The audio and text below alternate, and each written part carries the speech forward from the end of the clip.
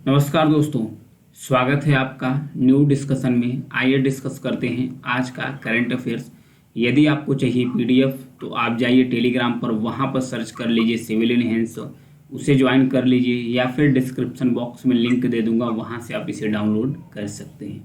तो पहली न्यूज़ के बारे में देखते हैं। देविका नदी परियोजना के बारे में दिया है। तो सबसे पहले जानेंगे कि देविका नदी परियोजना है क्या। जम्मू कश्मीर का जम्मू एंड कश्मीर में एक डिस्ट्रिक्ट है जिसका नाम है उधमपुर डिस्ट्रिक्ट। उसी में एक नदी फ्लो करती है जिस नदी का नाम है देविका।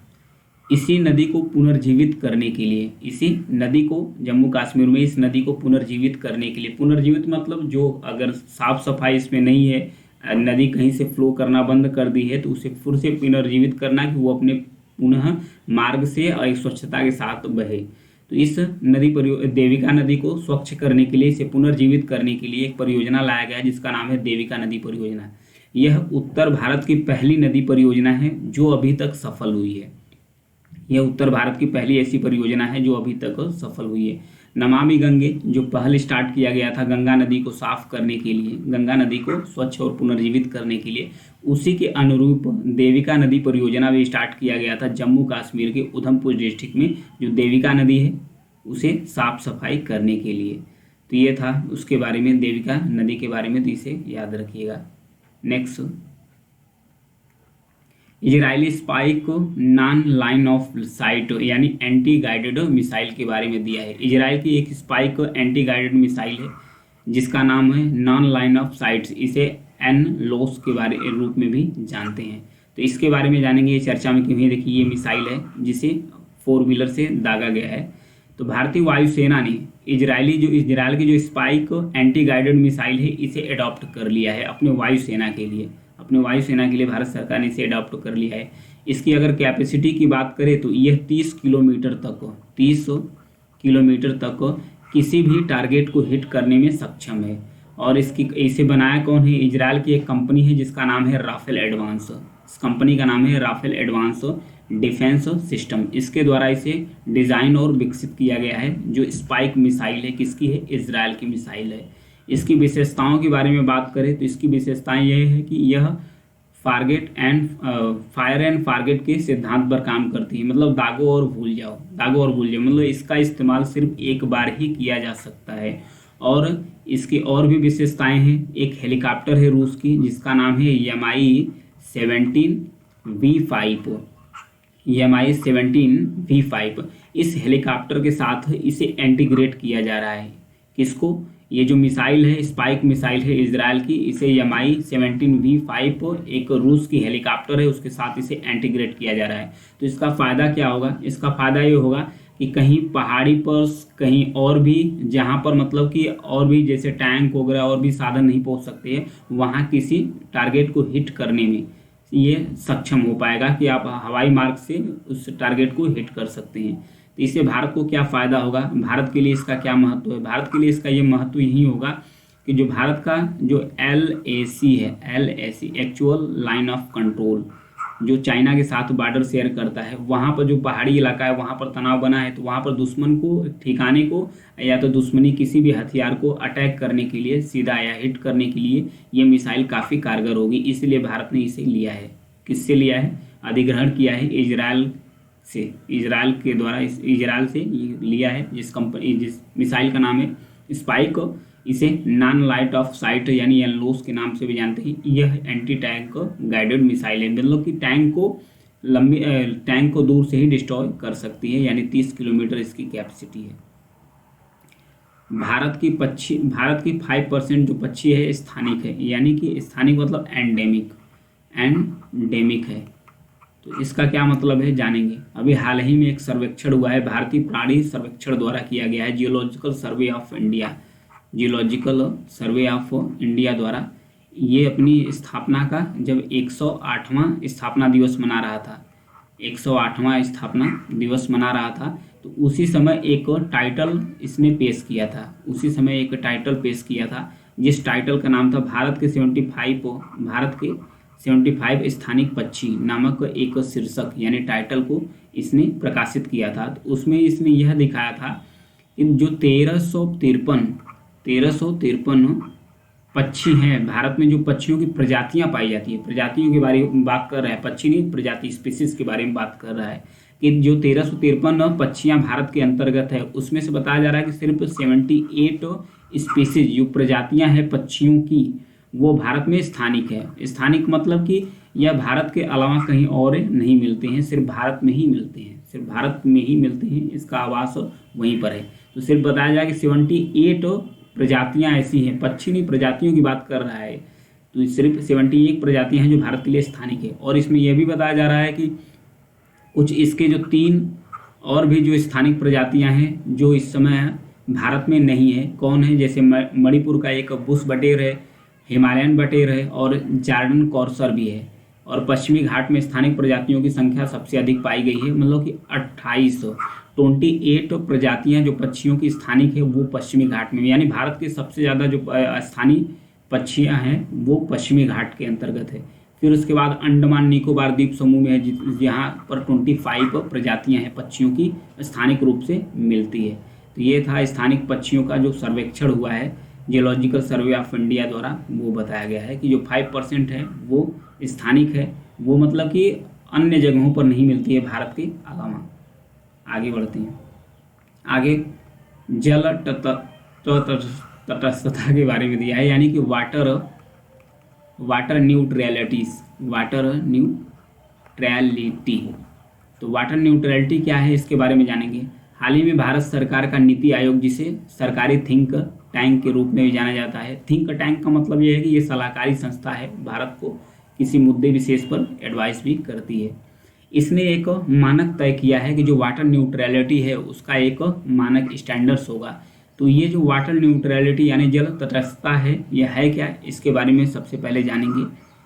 तो इसमें बताया गया है कि अगर कोई भी व्यक्ति या कोई भी अगर संस्था या कंपनी वाला है, यदि वाटर को यूज करता है, जल का यूज करता है, मीठे पानी को यूज करता है, तो उसको कितने दक्ष तरीके से इस्तेमाल करता है, प्लस उसके बाद जो उसका वेस्ट वाटर है उसे साफ करने में या फिल्टर करने में कितना यूज करता है, यानी कि अपने जो पानी का यूज है उसकी दक्षता और प्लस उसके बाद जो सेविंग करता है, जो बचत करता है, उसके बीच वो संतुलन कितना बना पा रहा है, उसे ही कहते हैं वाटर न्यूट्रलिटीज। इसको एक एग्जाम्पल के माध्यम से समझेंगे, यदि कोई पेय कंपनी जैसे कोई कोका कोला बना रही हो या बियर बना रही हो, तो ये सब कोई भी पेय कंपनी इसे उत्पादन करने में, ये पेय पदार्थ को उत्पादित करने में जितना पानी का इस्तेमाल करती है, ध्यान रखिएगा, जितना पानी का इस्तेमाल कर रही है, फिर जितना पानी इस्तेमाल कर रही है प्लस वेस्ट कर रही है, उतना पानी को फिर से रिचार्ज करने के लिए वो कोई कदम उठाया है कि नहीं उठाया है, या जितना पानी का इस्तेमाल कर रहा है उससे ज़्यादा अगर पानी इकट्ठा कर रहा है कि नहीं कर रहा है। तो इकट्ठा कैसे करेगा, कोई पेय जो कंपनी है तो पानी को रिसाइकल करेगा, जो वेस्ट पानी है उसको क्या करेगा, रिसाइकल करेगा, प्लस उसके बाद उसके साथ साथ जो वाटर हार्वेस्टिंग है, यानी कि वर्षा जल संचयन है, जो वर्षा से पानी होता है उसे कलेक्ट करेगा, प्लस जो वेस्ट वाटर है उसे रिसाइकल करेगा, प्लस उसके बाद पुनः उपयोग में पानी इस्तेमाल करेगा, और जहाँ जहाँ पानी की ज़रूरत है वहाँ भरपाई करेगा। तो ये है उसका कि जितना पानी का यूज करती है उससे उतना पानी फिर से वो इकट्ठा करता है कहीं न कहीं से, चाहे वर्षा का पानी इकट्ठा करता हो, चाहे तो जो वेस्ट वाटर है उसे रिसाइकिल करके इकट्ठा करता है। तो ये कहते हैं कि ये व्यक्ति या कंपनी वाटर न्यूट्रलिटी पर के सिद्धांत पर काम कर रही है। यदि उससे अधिक करती है, जितना यूज कर रही है पेय कंपनी, उससे यदि अधिक पानी इकट्ठा कर लेती है या रिसाइकिल कर लेती है, तो उसे कहते हैं कि ये वाटर सरप्लस है, वाटर सरप्लस की सिचुएशन में।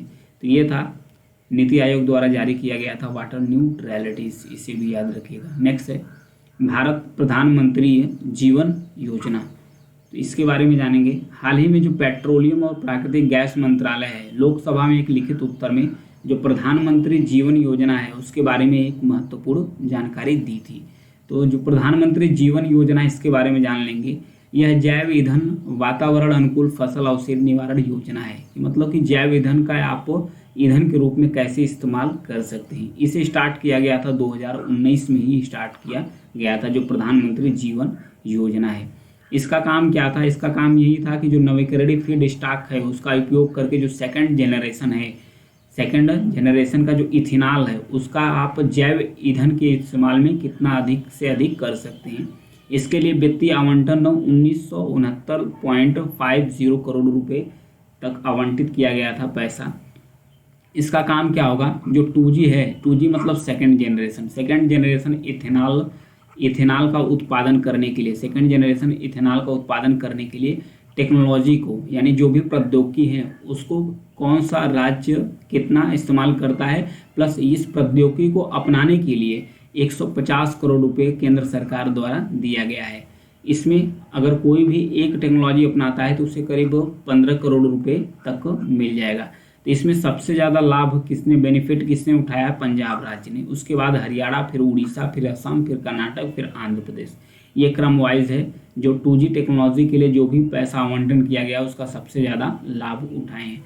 आइए जनरेशन के बारे में भी देख लेते हैं। जो फर्स्ट, सेकेंड, थर्ड जनरेशन है, जिसको क्या कहते हैं ईंधन में। फर्स्ट जनरेशन यानी कि 1G क्या होता है, जिसमें एडिबल बायोमास का इस्तेमाल करके हम ईंधन बनाते हैं, जैसे कि शुगर बीट हो गया, शुगर केन गन्ना हो गया, वीट गेहूं हो गया, कॉर्न जैसे मक्का हो गया। इन सब चीज़ों का हम इस्तेमाल करके जब जैव ईंधन बनाते हैं, इस्तेमाल करके जब हम चाहे कोई कंपनी या तो गाड़ी मोटर वगैरह का इस्तेमाल करते हैं, इथेनॉल बनाने में इस्तेमाल करते हैं, तो उसे कहते हैं फर्स्ट जनरेशन। अगर सेकंड जनरेशन से इथेनॉल कैसे बनाते हैं, जिसमें इसमें आ गया वुड हो गया, वुड मतलब लकड़ी, स्ट्रा हो गया, जो बचत है उसका, ग्रास हो गया, वेस्ट हो गया। जैसे पंजाब है, हरियाणा है, सबसे ज़्यादा यहाँ पर पुआल जलाए जाते हैं। तो इस पुआल को इकट्ठा करके फिर उसे एथेनॉल में कन्वर्ट किया जाएगा और एथेनॉल का मिक्स किया जाएगा पेट्रोल और डीजल में। तो इससे जो इम्पोर्ट होगा पेट्रोल और डीजल का वो भी कम होगा, प्लस उसके साथ साथ जो ये वेस्ट हो रहे हैं, जो जलाए जा रहे हैं, जो वातावरण को पॉल्यूशित कर रहे हैं, उससे भी फायदा हो जाएगा। तो सेकंड जो जनरेशन आता है यानी 2G है, 2G में इस ईंधन का इस्तेमाल करते हैं। वहीं 3G की बात करें, थर्ड जनरेशन, तो इसमें जो एल्गी का इस्तेमाल करते हैं, एल्गी मतलब शैवाल, जो समुद्र में शैवाल पाए जाते हैं, उसका इस्तेमाल करके जब हम एथेनॉल बनाते हैं, क्या बनाते हैं, एथेनॉल, तो हम कहते हैं इसे थर्ड जनरेशन। वहीं फोर्थ जनरेशन में हम पायरोलिसिस, सोलर टू फ्यूल मतलब सोलर ईंधन का इस्तेमाल करते हैं, प्लस जो इंजीनियरिंग है वो करते हैं एल्गी शैवाल के साथ, गैसिफिकेशन का इस्तेमाल करते हैं। तो ये सब आ गया फोर्थ जनरेशन, जो हम इथेनॉल उत्पादन करने के लिए इस्तेमाल करते हैं।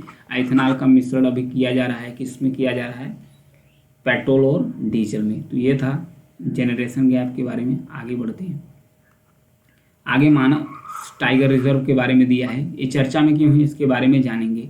असम का जो मानस टाइगर रिजर्व है महत्वपूर्ण स्टाफिंग चुनौतियों का सामना कर रहा है। यहाँ पर देखिए, भारत का पूर्वोत्तर राज्य में एक राज्य है असम। असम के अंतर्गत ही एक टाइगर रिजर्व है जिसका नाम है मानस टाइगर रिजर्व। इसमें भारी स्टाफ की कमी हो गई है, जो स्टाफ होते हैं इसके रखरखाव करने के लिए, इसमें काफ़ी ज़्यादा कमी है, तो इसलिए चर्चा में आ गया था। इसमें बताया जा रहा है कि 63% जितने भी स्टाफ हैं उसकी कमी है। मानस असम में स्थित एक जो मानस नदी है और एक वेकी नदी है, इससे होकर गुजरती है, जो मानस टाइगर रिजर्व है। यह उष्णकटिबंधीय जलवायु का अनुभव कराता है, साथ साथ अर्ध सदाबहार वन, मिश्रित और नम शुष्क पर्णपाती वन भी इसमें पाए जाते हैं। प्लस उसके बाद यदि इसमें पेड़ की बात करें तो इसमें पेड़ सिप्फू, सफ़ेद सीरीस और कैटचू जैसे वृक्ष यहाँ पर मिलते हैं। अगर उसमें जीवों की बात करें तो इसमें पिग्मी हॉग है, गोल्डन लंगूर और असम छत वाला कछुआ शामिल है यहाँ पर। फिर उसके बाद प्राकृतिक विरासत स्थल भी है, जो मानस नेशनल पार्क है वो प्राकृतिक विरासत स्थल भी है। इससे वन्यजीव अभ्यारण्य भी है इसमें एक, और राष्ट्रीय उद्यान भी है, प्लस बाघ अभ्यारण्य भी शामिल है। यह अपने अद्वितीय जैव विविधता की रक्षा के लिए जाना जाता है। तो मानस नेशनल पार्क को याद रखिएगा। तो आज के लिए इतना ही है। जानकारी पसंद आए तो प्लीज़ चैनल को सब्सक्राइब जरूर कीजिएगा, लाइक और शेयर भी करते रहिए। Thank you.